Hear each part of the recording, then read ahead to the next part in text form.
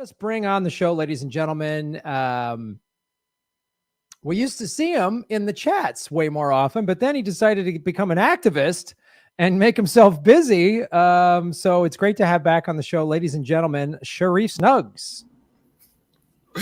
Hey, Graham, how you doing? I'm good, dude. How you doing? Oh, man, dude. It's been a crazy ride, man. Yeah. Seriously, it's been wild. Well, I appreciate you reaching out to me.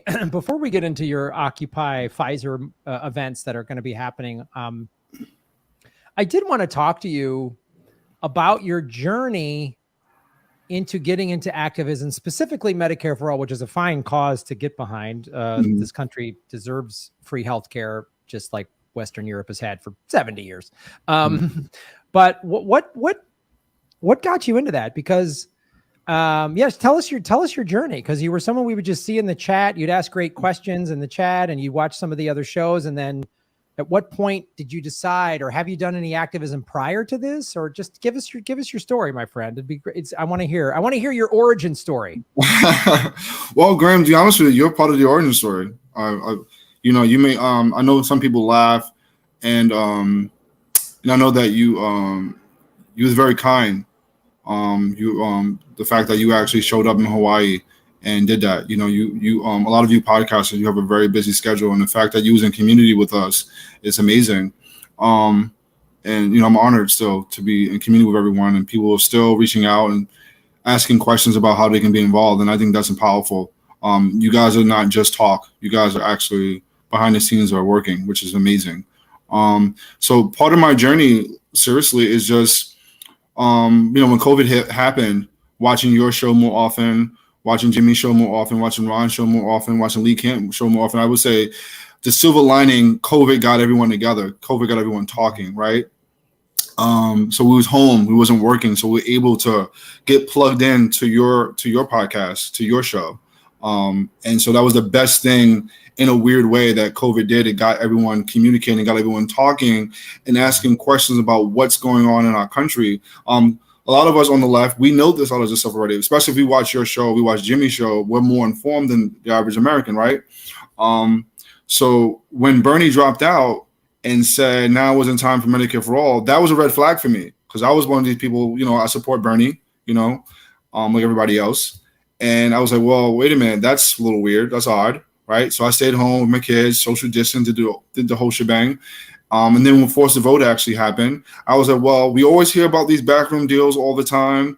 Maybe Bernie Sanders was saying, now it wasn't time. Maybe this is the time. Maybe this is the strategy, the Force the Vote. Maybe what Jimmy thought of isn't that, genius in a sense, right? Because it is in the DSA handbook, right? Maybe that's the play that was going to go do. And then when it didn't happen, I was like, okay, no, I have to get involved, because I used to live in Jackson Heights. And a lot of people know who live in New York, Jackson Heights is the hardest hit area in New York City, right? So you see more. Give us just real quick specific. COVID deaths. Oh, yeah. Okay. So anyone here who lives in Jackson Heights, they'll tell you stories of people just who don't live here anymore. It's just awful. And seeing that, amount of death and the government just not stepping in and, simply just fixing that problem. Medicare will fix that problem. And so I reached out to so many different groups like People's Party, Our Revolution, DSA. I reached out to other different organizations, the Force the Vote group, and asked them, what's the next move? Where do we go from there? We're in a pandemic. What's the next play? Force the Vote didn't happen. Trump's not doing anything. The Democrats are not doing anything. So both sides are awful, right? We all know this. So we need to get involved and do something. And so I didn't like any answer that I heard from any of the group, not poo-pooing on any of the organizations, but a lot of their strategies wasn't direct for me. I wanted something a little bit more. We need to go out there and do something. And so I started reaching out to other activists and organizers and different other groups. And then that's how the March for All kind of started from that. That was the inception of, okay, we had a march in DC already after Force the Vote. That kind of didn't work out. So let's go back and try it again. So the idea was to make it bigger And we didn't think about having 56 marches. That wasn't our plan. Our plan was just have one march, but everyone wanted to be involved. And we was like, well, how can we afford for people to travel, to DC? Right. So it was like, well, let's just make this a community focused event where different members across the country can also participate, even though they're not next to us, they're in another state, they can also be in community with us. And the beautiful part about it is that we're not interested in like taking away kind of like people's thunder, so to speak, with a march or a rally, because we're not, a lot of groups, not poo-pooing on any of the groups, but a lot of groups, they will never have an event the same day another group's having an event. That's just something that doesn't happen in activism. They don't want to steal someone else's energy. This event wasn't about stealing energy. It wasn't about like, we don't want to take, that group over there in Seattle versus that group in New York kind of action. We want everyone to just be out there preaching the same thing. We all want Medicare for all. So it's not about, celebrityism in a negative sense, right? We're just talking about getting everyone to on the same page of healthcare. And so that success, in my opinion, was success, catapulted more people to want to get involved, more people want to get engaged. And I've said this on the podcast that leadership kills movements, because when Bernie Sanders dropped out, Medicare for All movement kind of lapsed. We don't have that same energy. And I didn't know that until getting out in the street. You have to be out there as an activist and talk to the community, kind of get a sense of where people are. And when Bernie did that, and it's very calculated, when he dropped out, the Medicare for movement killed as well. Because he was the guiding principle, the guiding force behind it. So now we need to have people power, not leadership power. We need people power to kind of go out there and keep that energy going. And so I'm encouraging anybody who's for healthcare justice to simply just go out there and be involved in any action, even if you need to create your own action. And I've been telling people who do come to Zoom meetings that I do that, do your own action. You don't need to wait for us. You can do something on your own. And I think people are starting to really learn that there isn't no rule book for activism. Even myself, I didn't know when I got started, I went to a lot of meetings just to kind of get a sense of like, how to put on an action, how you run a meeting. All these things was still new to me. It's still new to me now, but it's becoming easier, and we're growing the movement. We're getting a lot of coalition partners, which is really cool. This is our third action since the March in July. We had the Rich and New action. We just did the Day of the Dead action, and now we're doing the Pfizer action. Yeah. Well, that's great, man. And I think you touch on some really wonderful points, because, like Bernie, I think got a lot of us awake, and then got a lot of us really disenfranchised when he bailed like twice. I mean, it was really, I mean, you see how effective his sheep herding, whether it was by design on his part or not, I don't know, whatever, that's debatable. Who knows? But I don't even want to waste the time on it. But you saw the result was everybody was kind of together on the same page. We were all like, oh man. And when he ran again, it was like, okay, all right, this is it. I mean, he was starting to gain momentum. It was like, oh man, and Kamala drops out, and Joe Biden's a joke, and Pete Buttigieg is a cheater, and he's going to do this. And then, within less than a year of him dropping out, the left is fractured and fighting. We also saw, I mean, this is one of the things that was very, I kind of thought it was happening, but it was confirmed by my interview with Susie Dawson last week, was Force the Vote was targeted. They targeted dividing and smearing that tactic. You see how private intelligence is used, and anytime somebody forms a bridge in their own language, a bridge is a threat. So, and so what you're doing of sort of I don't know what you'd call it, sort of decentralized activism, I think is smart, because it's like, there's no, like you say, leadership, you get a leader and everyone rallies around a charismatic leader. That's great. But then if that leader splits, quits, they arrest, they put, then it's like things can kind of fractionalize out. And so what you're doing is like, just start your own thing, because it's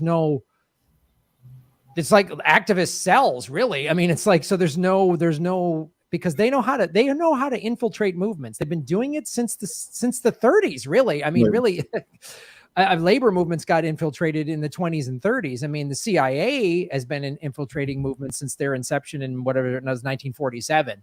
So, right. I mean, it's smart that what you're doing, and I applaud you for, going out on the streets, and that, being a part of that thing in July that was in 56 cities. It was like, wow, this is powerful, that even the little one I was at, there's maybe 15, 20 people on a little street corner in Waikiki and Honolulu near the Ala Moana Park. It was awesome. I mean, it was just like people were rallying and for Can I cut you off for a second, Graham? Sure. Yeah, sorry about that. I want to tell people about little rallies, because a lot of people don't think they're effective. I can tell you firsthand they are. I can give you 2 examples. I'll go with the Rich and Neil action. So with Rich and Neil, we actually showed up to his house. We sent him a letter letting him know that we was going to show up and protest him, because he's head of the Ways and Means Committee in the House. And so Nancy Pelosi told him, kill the bill.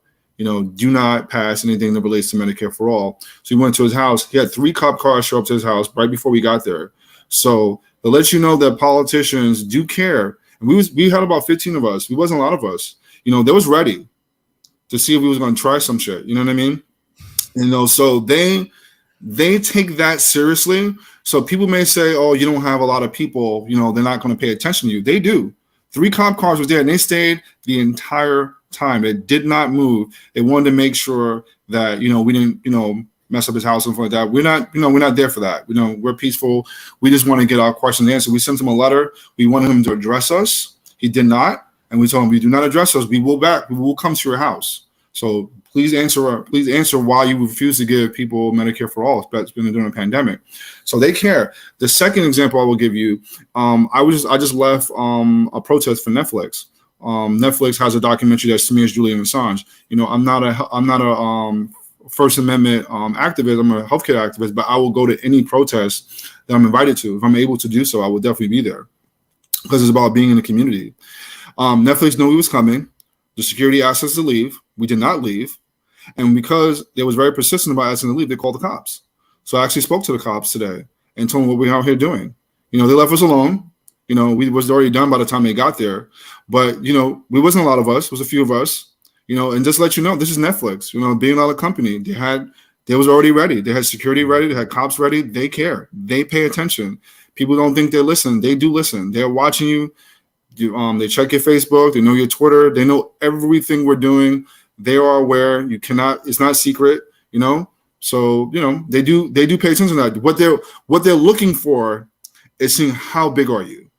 That's what they're looking for. They do want to stop you, even if you're small, but they want to see, they want to test the waters. They're going to pull the case on you, right? Because you know about that, Graham. You're on a list. So they want to see how big you are. So people may think that, oh, he only has 1,000 subscribers. Oh, he has this, he has that.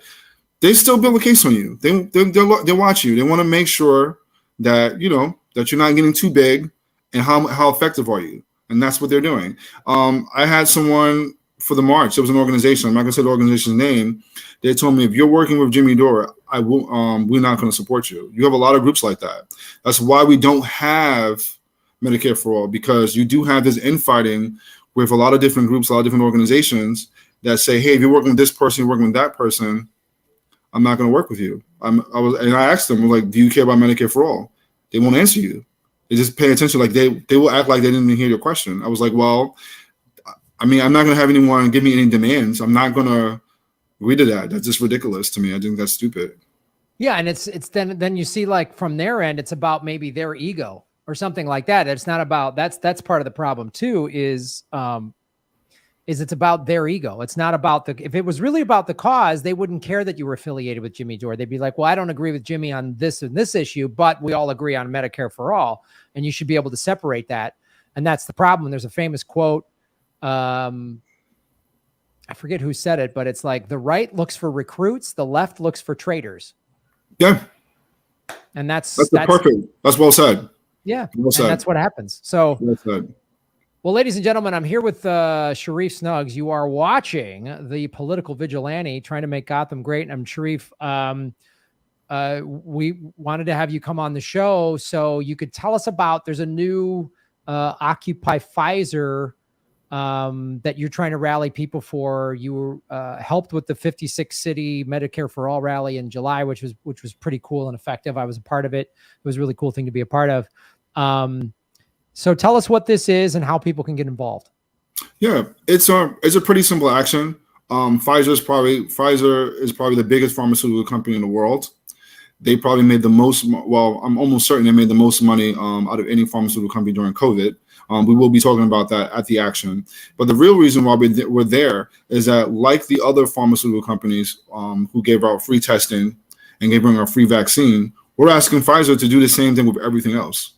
Simple. Why is COVID more special?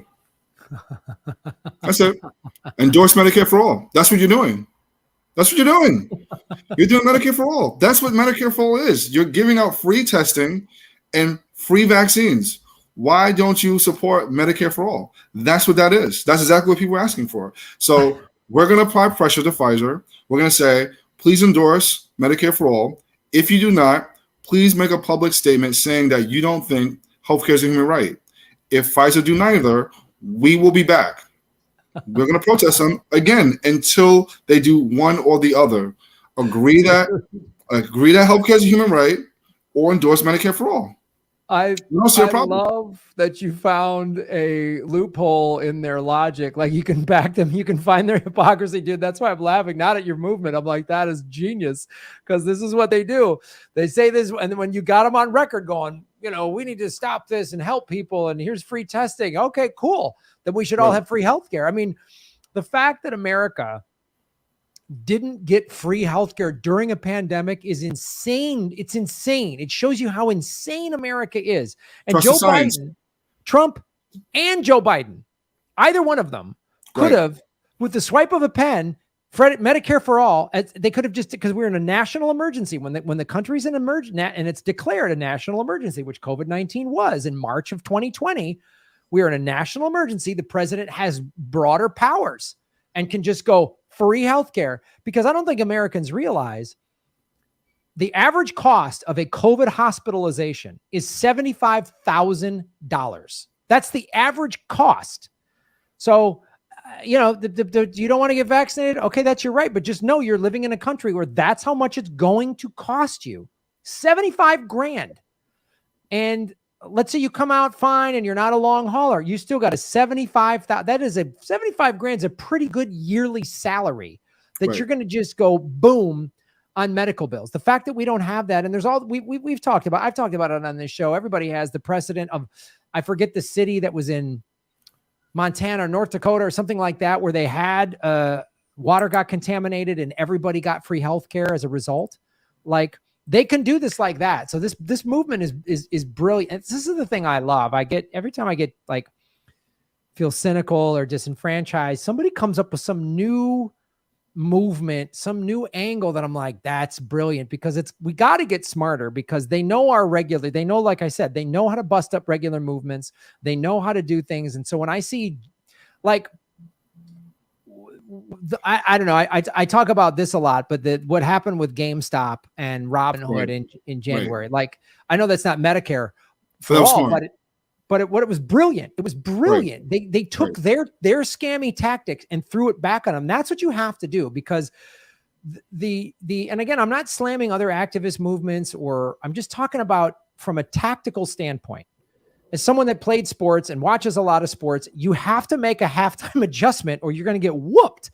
And when you appeal to their morality, they don't care. The ruling class does not give a shit. They don't care. They think they're better than you. They don't give a damn. So you just got to catch them in a lie. You got to back them into a corner. You got to use their tactics against them. You have to do these things so that because when they're caught off guard, then that's when stuff can change. Nobody thought that the George Floyd protests were going to lead to pulling down Christopher Columbus statues. Right. Nobody saw that coming. Everyone's like, no, fuck, get them done. And then in England, they were pulling down some slave trader. They just threw his statue in the river. It was like, whoa. It's like, whoa, wait a minute. I thought we were just talking about the police brutality. No, we're done with all of it. And so it's such a smart tactic that you're taking. And it also is very I mean, you're pragmatic. You know what Pfizer's all about. You know how much money they're worth. And you're not naive. You're not, but it's a smart tactic, because what it also does, one of the main things of activism, and I know you know this, is to get other people involved, people who think, and because they have such a powerful propaganda machine. When you hear friends and family members, I've heard this, not just in social media, but just in conversation. Oh, how are we going to pay for it? They would say, oh, how are we going to pay for it? That's why it's so important to come back and go, well, the same way we paid for that ridiculous 20-year waste of time war in Afghanistan. Yep. That we just printed. How many trillions of dollars have we just printed in the last 18 months? How come we couldn't get Medicare for all somewhere in there? We couldn't get free healthcare for all of that? So you have to call them. You have to call them back on this. I know I went on a little bit of a tirade there. No, that's perfect. No, seriously, that's perfect, because what you brought up, the fact that we're building the coalition, we're trying to get more people involved. I'm not going after people who regularly watch your show, Graham. I'm going after people who probably don't watch your show. Right. So by putting Pfizer in the corner, as you say, it definitely gets people who pay attention to more mainstream media to pay attention. That's what we need in the healthcare fight. We need to get on mainstream media. Even with this action, we're gonna have a die-in. The die-in is designed to escalate. We need more disruptions. We do need people to who's willing to have arrestable actions. So the die-in portion of this action is an arrestable action. It's something that we do want to get a police attention, hopefully get media attention. That's the goal, because they don't pay attention to this. They just don't. And what we want is Pfizer to go on record. If Pfizer goes on record and say that, it's the individual's fault, more or less along those lines, why they can't afford their healthcare, I'm fine with them saying that. We'll leave Pfizer alone. And people may say, Sharif, why would that be okay with you? Because we're also going to the UN. And one of the requirements for the UN is that you have to state that you exhausted all domestic remedies.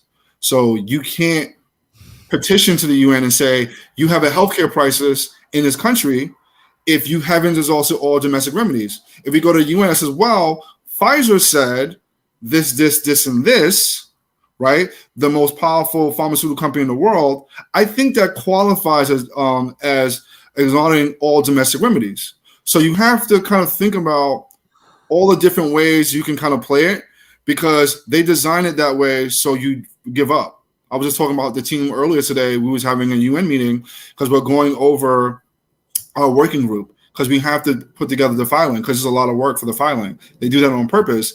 And we were just talking about that earlier today, about the fact that they make you do all these hoops because eventually they feel that you're going to give up, because this is a lot of paperwork. It's just a lot of paperwork. You can do it. It's just that it's going to take you forever. And if you don't have the hands and you don't have the legal people behind you, and we do actually have 2 lawyers who are working with us to go over everything, but it does take a lot. It does. And then God bless the people at the National Lawyers Guild, because I don't think we'd be able to afford it, to be honest with you. Right. It's just a lot. It's just too much. That's smart, man. I give you, you're really,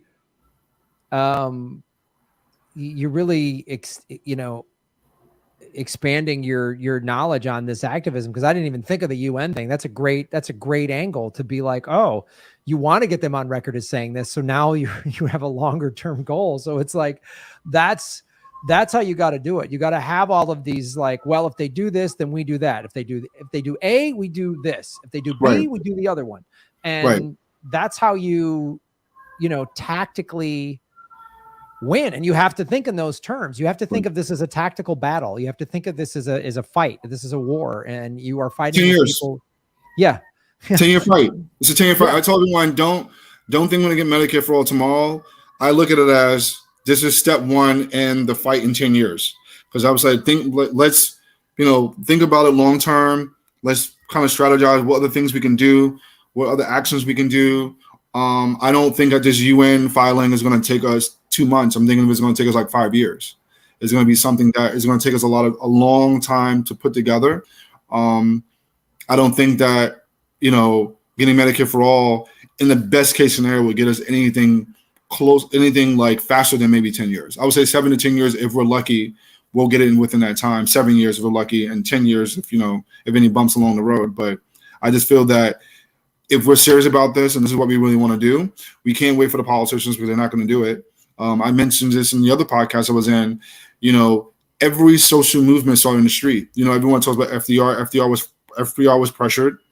Lyndon B. Johnson was pressured. Richard Nixon was pressured. Any social movement you think of started in the street. So I'm not even looking at it from an electoral standpoint. I know a lot of activists are. I applaud them, but I'd rather bring street heat, as I've been dubbing it, because I feel that that's going to rattle the cages more so than worrying about who sits in that seat, because whoever sits in that seat is going to do the same thing.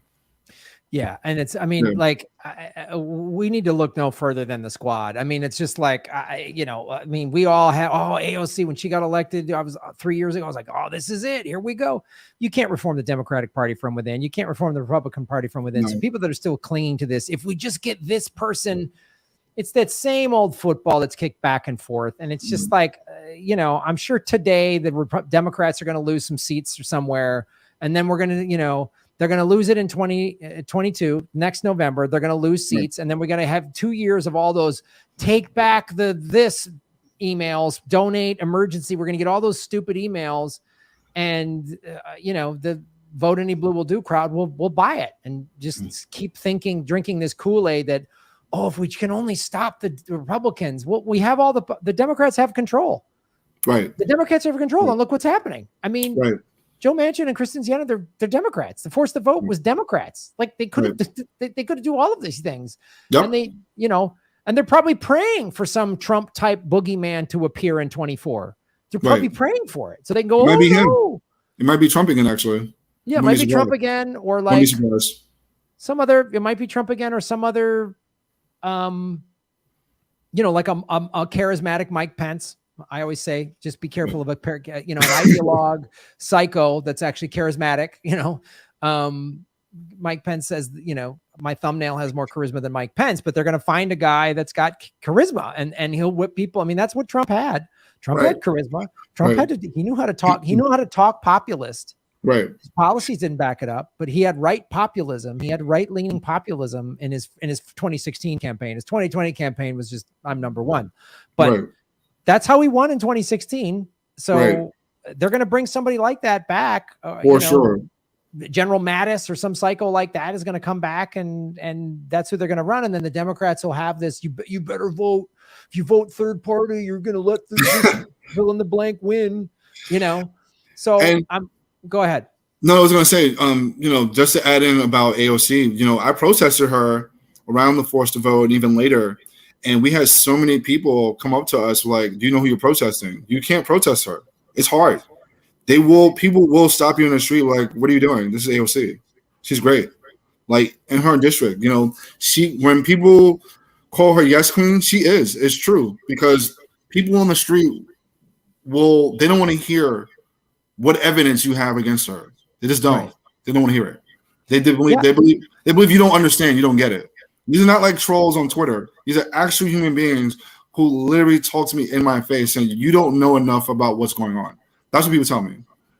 And that's the problem in American politics is with this two-party system. And this is by design. And the way we're this highly competitive capitalist society. So we're trained at a young age, not just on politics. Pick a team, Yankees, Red Sox, whatever it is, pick a team, fight for that team, ride or die. So I voted for AOC. No, I can't take any criticism of her. So any legit criticism of her is always just lumped into the ridiculous criticisms of like the Sean Hannitys of the world, right? Who call her a socialist who wants to outlaw cow's milk or whatever stupid crap he says. So, whatever dumb, like she wants to outlaw cows and her Green New Deal. Okay, Sean, no one said that. You don't know what you're talking about. They just can't hear it. And they have there's this dumb attitude in America of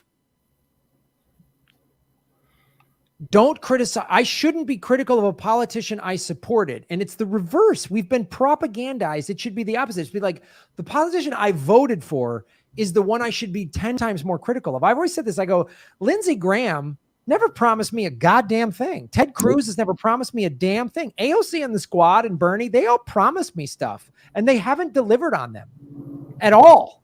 So I should be mad at them. I should be mad at someone who said they're going to do something for me. I couldn't vote for her. I'm not in her district, but I donated to her campaign. I talked her up on this show, and my show's not that big, but I talked her up enough and there's dozens of videos you can go back and watch of me in support of her and get her in there. And if she wins, if you live in that district, and donate to her campaign. Jimmy Dore had her on her show when nobody knew who she was. And so we should be critical of them. If they were spearheading forced to vote, we'd all be sitting here going, oh, the squad got us Medicare for all. You wouldn't have to be protesting right now. You wouldn't have to be on the show active. You could just be hanging out doing whatever. But they haven't done it. They won't do it. The Progressive Caucus is useless. And so they need to be voted out. That's the thing that the liberals drive me nuts on.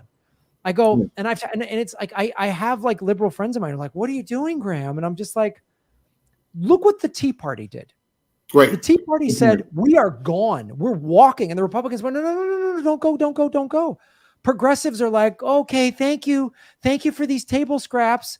The corporate Democrats go, hey, we'll let you dig in our garbage cans. And we go, oh, yay, we did it. A big victory. We got to dig through garbage cans. And it's like, no, you should be going, bitch, I want to sit at the main table and eat and kick the fucking garbage cans over.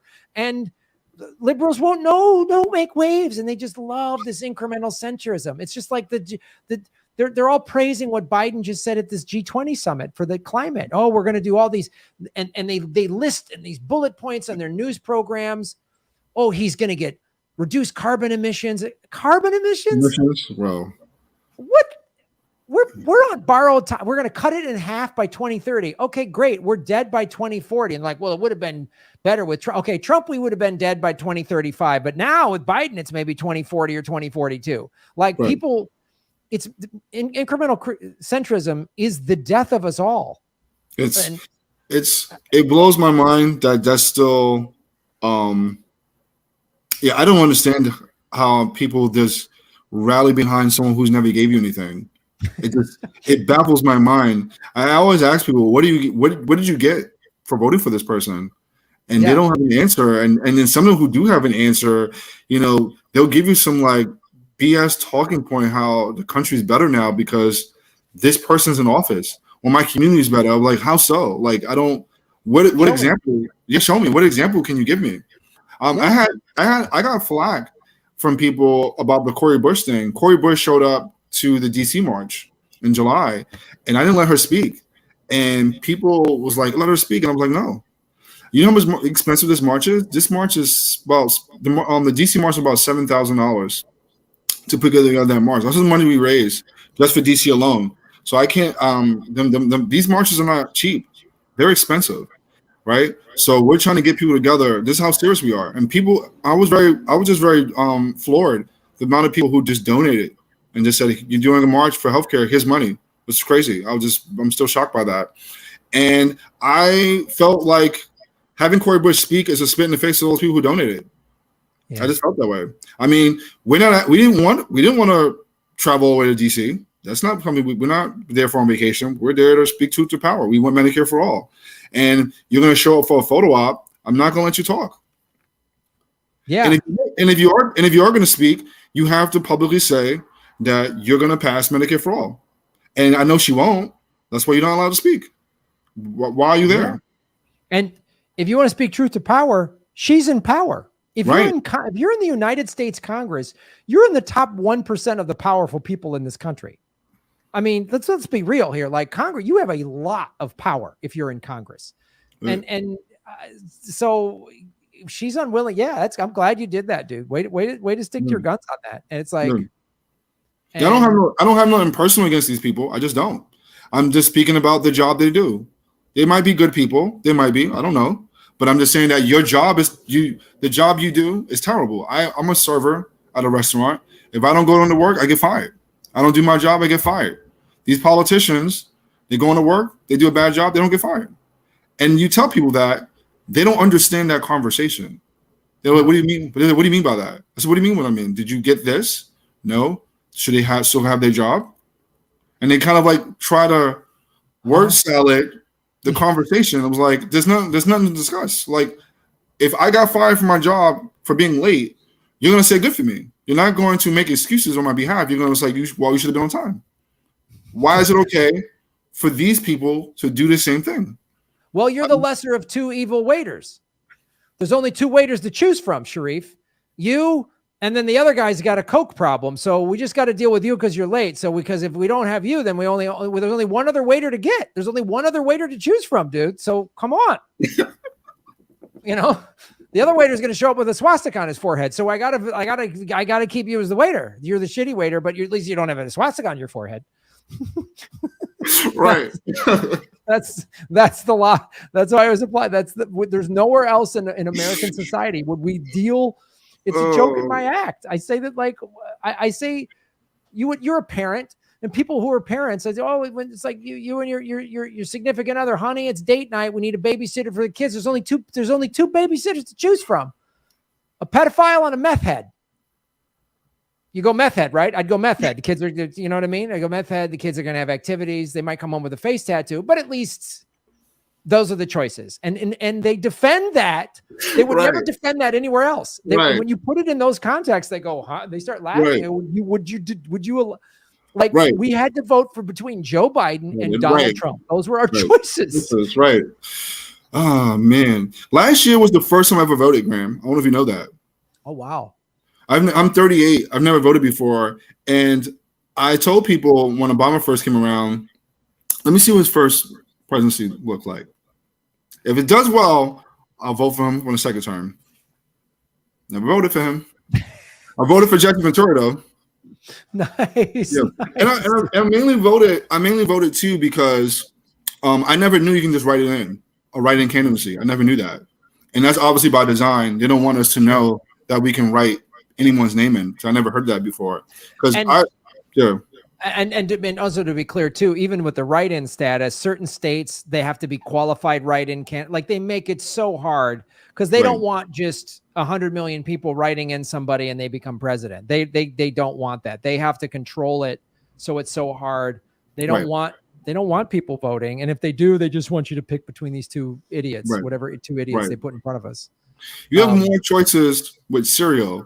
You have more choices with ice cream than you have in your elected officials. Yes. It's crazy. Yes. And if those cereals performed as poorly as these elected officials, you would never do it. Like, well, it's just cornflakes or tricks, and the cornflakes had a rat in it. Anyway, I could do these analogies all goddamn day. But all right, dude, I know you're busy. Tell people how they can get involved in this, where they can go online. Yeah. So just go to our website. It's M4 all spelled out.org. So it's m4all.org. That's the March for Medicare for All. I'm sorry for a second. Hey, Kate, can you put that on the screen for everybody to see and put their website on the screen so we can say that? Can you say the website again, Sharif? Yeah, absolutely. Is M4, and then all spelled out. So ALL.org. So March for Medicare for All.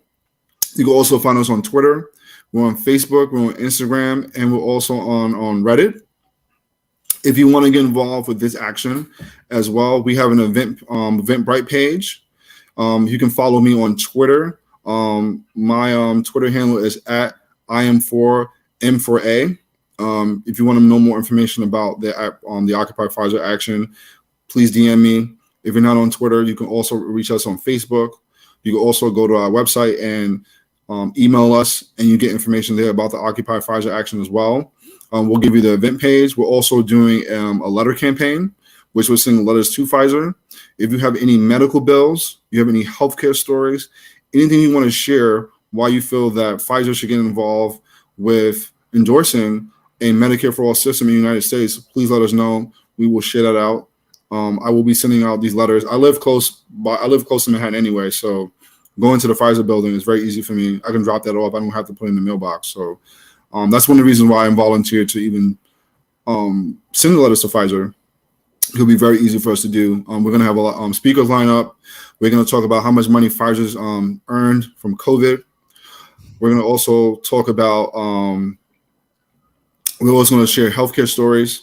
We're going to talk about all the politicians who take money from Pfizer. Specifically, we're going to talk about Stephen Gottlieb, who was part of the FDA, who's now still on the board of Pfizer. So there's a lot of connections with politicians and Pfizer, which a lot of people don't know about. So we're going to talk about that in front of the Pfizer building. So we want to inform the community that one of the major reasons why you don't have healthcare, a lot of people don't believe this or know, that a lot of politicians just take money from Pfizer. And it's well documented. Andrew Cuomo took money from Pfizer. Stephen Gottlieb took money from Pfizer. These are politicians. All right. So it's well documented. You can look it up on Google.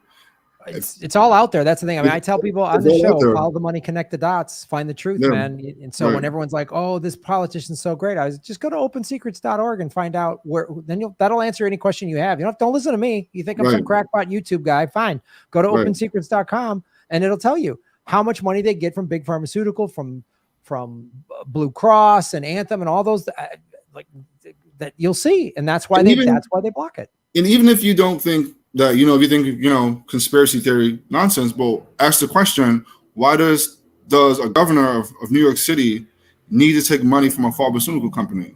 Just ask that question. Like, let's use common sense about it. Why is that necessary? You're already getting paid as the governor of New York. Why do you need to get money from Pfizer? What's the incentive there? What is the goal? Why is that happening? But just simple. Even if you don't agree with me, let's ask that question for yourself. What's the necessity for that? Right. How are you being a politician who's taking money from big corporations? Like how and just like, and then someone's like, well, and they go, oh, okay. So you think that's okay then? I always do that. I just keep asking. I don't argue. I just keep asking questions. So then you think it's okay that a politician takes money from a big pharmaceutical company and you don't think it's a conflict of interest? Right. Well, I'm not saying, okay. So I just go, I'm unclear then. So you think, and then they just go, well, but, and then it's kind of ends it. But Sharif, I really appreciate you taking time. Ladies and gentlemen, you see it's on the screen right there, m4m4all.org, and follow him. I am for M4A on Twitter. And there's a million ways to get involved. I always say there's a million ways to get involved. And you might think, well, I'm just one person, or I don't have time, or I can't go on the streets. Well, they need people doing social media. There's a million little things that need to happen to get involved. And like he said, it's a 10-year fight. So get any little thing you can do, man. Every little thing helps. And the more of these actions that are taken, the more they're not going to be able to get over. I mean, because if you look at like medical marijuana, right? So it started with medical marijuana in about 13 states, and now that's expanded. And now there's states that have recreational marijuana, and it's going to probably take a while for it to become decriminalized on a federal level. But hey, like we've talked about before on this show, Washington is close to getting Medicare for all. Other states pressure. I mean, look what, Gavin Newsom just barely escaped a recall. So force him to give free healthcare in California, because you got to pressure from all sides. I mean, when you're dealing with a Goliath in the big pharmaceutical companies in the healthcare industry, that's what you're up against, a Goliath. So they need a death of 1,000 cuts. You can't just stand toe to toe with them. They need a death of 1,000 cuts. So you gotta get them here, action there, shut down there. I mean, so it's great what you're doing, and it's a great way to be involved, everybody. So thank you, Graham. Thanks, dude. I appreciate the work you're doing. And thanks for reaching out to me to get the word out on this. And good luck with everything. Let me know whenever you need to come back on the next time you got an action or whatever. Oh, absolutely, Graham. Thank you. I appreciate that, man. I miss being in the chat. Hopefully I'll do that soon. Yeah, whenever you got time, dude. I know you're busy. Yeah. You're doing good work out there, brother. So I appreciate it. Shave your knuckles with justice. Boom. All right, Sharif. Thanks a lot, my friend. Absolutely. All right. Sharif Snugs, ladies and gentlemen. That was... Hey, everybody. Thanks for watching. We are still in our 9th month of demonetization from YouTube. So support what we're doing at patreon.com/Graham Elwood or rockfin.com/Graham Elwood, which is a blockchain cryptocurrency platform. It's free to sign up, and there's a premium level at $10 a month. And for that, you get everybody on the platform's premium content. Myself, Lee Camp, Ron Placone, Jimmy Dore, Whitney Webb, Kim Iverson, Abby Martin, and many, many others. You can also support what we're doing at Venmo at Graham-Elwood, and go to GrahamElwood.com. We have a PayPal button and a PO box. I also have crypto wallets, which are all in the show notes. Thanks for supporting what we do.